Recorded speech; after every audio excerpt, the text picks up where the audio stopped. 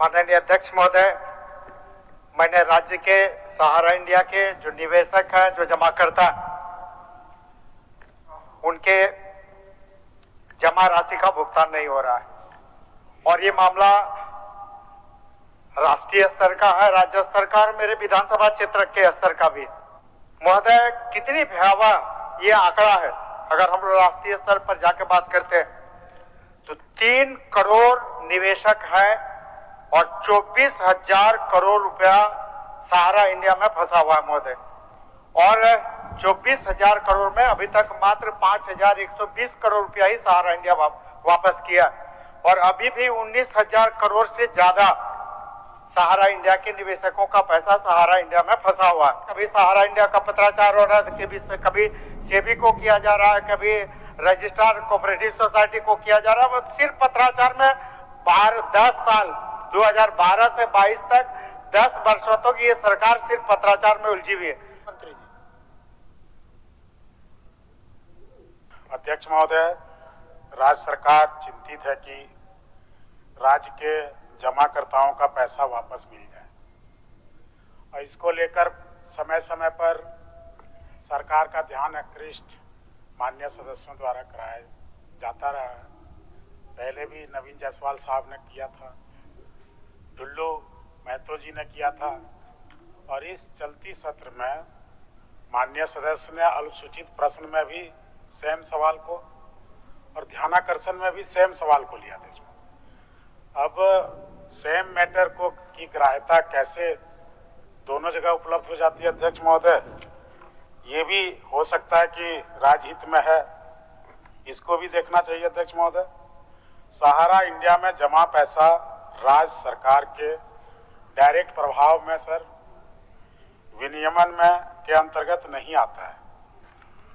सहारा India द्वारा संचालित जमा योजना रेगुलेटेड है अध्यक्ष महोदय, जिसका रेगुलेशन विभिन्न नियामक संस्था, सेंट्रल रजिस्ट्रार, सेबी, IRDA एवं अन्य नियामकों के द्वारा किया जाता है, जो भारत सरकार द्वारा संचालित है अध्यक्ष महोदय।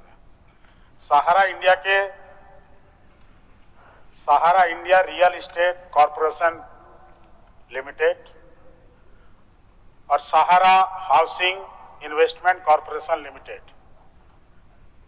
में पूरे देश में, और यह समस्या सिर्फ भारत की, यहाँ झारखंड की नहीं है अध्यक्ष महोदय, यह गाथा 1978 से शुरू होती है, 2004 में विवादों में आती है, 2011 तक सहारा कभी स्टे लेता है, कभी यहाँ जाता है, विभिन्न कोर्ट में जाता है और अंततः 31/8/2012 को सुप्रीम कोर्ट ऑफ इंडिया इस सारे मामले को देखने के लिए सुप्रीम कोर्ट के रिटायर्ड जस्टिस, जो 2009 में रिटायर्ड हुए थे, श्री PN अग्रवाल को, उसमें सुप्रीम कोर्ट की बेंच थी अध्यक्ष महोदय, लर्नेड जज KS राधाकृष्णन और JS खेहर, उन्होंने उनको जिम्मेदारी दी कि सारी चीजों को आप मॉनिटर करेंगे, इसके लिए अलग से व्यवस्था कर दी अध्यक्ष महोदय। उस समय जो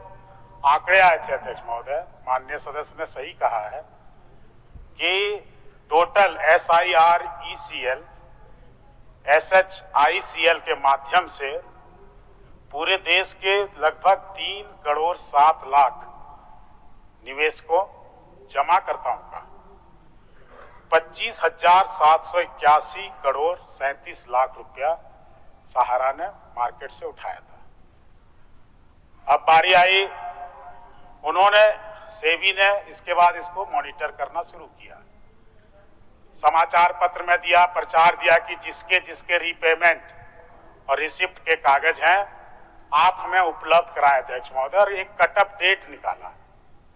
उन्होंने हेल्पलाइन नंबर भी जारी किया था 1800266757 1800227575 और पूरे देश में जो उनको प्राप्त हुआ अध्यक्ष महोदय दावे, वो 19,650 आवेदन पत्र दावा प्राप्त हुआ, जिसमें कुछ दावा में कुछ पत्रों की कमी थी अध्यक्ष महोदय। टोटल 17,526 दावों का निष्पादन किया गया अध्यक्ष महोदय, जिसमें 443 झारखंड के निवेशकर्ता या फिर जमाकर्ता थे। उसके बाद अध्यक्ष महोदय फिर कोर्ट का लफड़ा यही नहीं हुआ। जब वो पैसे देने में सहारा चूकने लगी तो कोर्ट ने रिकवरी के लिए एक्शन लेना शुरू किया अध्यक्ष महोदय। फिर 15,553 करोड़ 59 लाख रुपया रिकवर्ड करके सेबी सहारा रिफंड अकाउंट में नेशनलाइज बैंक में जमा करा गया और उसका इंटरेस्ट जोड़ के आज यह पैसा 24,548 करोड़ है।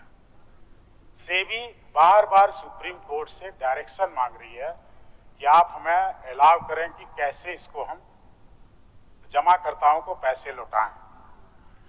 अध्यक्ष महोदय, सेबी ने भी दिनांक 21/10/2021 को इसमें एक इंटरलोकेटरी एप्लीकेशन दायर किया सुप्रीम कोर्ट में अध्यक्ष महोदय। फिर उन्होंने अर्ली हियरिंग के लिए एप्लीकेशंस 16/12/2021, 12/4/2022, 17/5/2022 को किया अध्यक्ष महोदय। अर्ली रेजुलेशन के लिए अध्यक्ष महोदय सेबी ने इस के इम्पोर्टेंस और अर्जेंसी को chief justice of India DY Chandrachud साहब के सामने इसी वर्ष के 15 नवंबर को प्रस्तुत किया अध्यक्ष महोदय। उन्होंने कहा कि इसमें एक बेंच की स्थापना कर देता हूं जो सिर्फ इसी मामले को सुनेगा अध्यक्ष महोदय। इसको लेकर फिर एक मेंशनिंग 7/12/2022 इसी महीने को हुआ अध्यक्ष महोदय सुप्रीम कोर्ट में, जिसमें सुप्रीम कोर्ट ने अध्यक्ष महोदय यह आश्वासन दिया कि bench has been constituted and in the coming year second और third week of January 23, some resolutions will be taken. The bench will hear particularly the case और इसका समाधान किया जाएगा अध्यक्ष महोदय। राज्य सरकार गंभीर है। राज्य सरकार ने अपना हेल्पलाइन जाहिर किया अध्यक्ष महोदय, और लगभग जो कस्मार के लोगों के बारे में माननीय की चिंता अध्यक्ष महोदय, मैं उसका स्वागत करता हूं। सारे आवेदन वो विभाग को प्राप्त करा दे अध्यक्ष महोदय। हमारे अंडर जो है हम डायरेक्ट एक्शन तो ले नहीं सकते, मोरल तौर पर चूंकि हमारे राज्य के लोग हैं हम परस्यू कर सकते हैं, परसुएशन कर सकते हैं, मोरल परसुएशन तो हम करेंगे अध्यक्ष महोदय। और राज्य सरकार बैठी नहीं है। दिनांक 29/11/22 को भी स्मारक पत्र गया है, 17/8/22 को भी गया है, 25/7/22 को गया है, 16/8/22 को गया है, 14/12/22 को भी गया अध्यक्ष महोदय।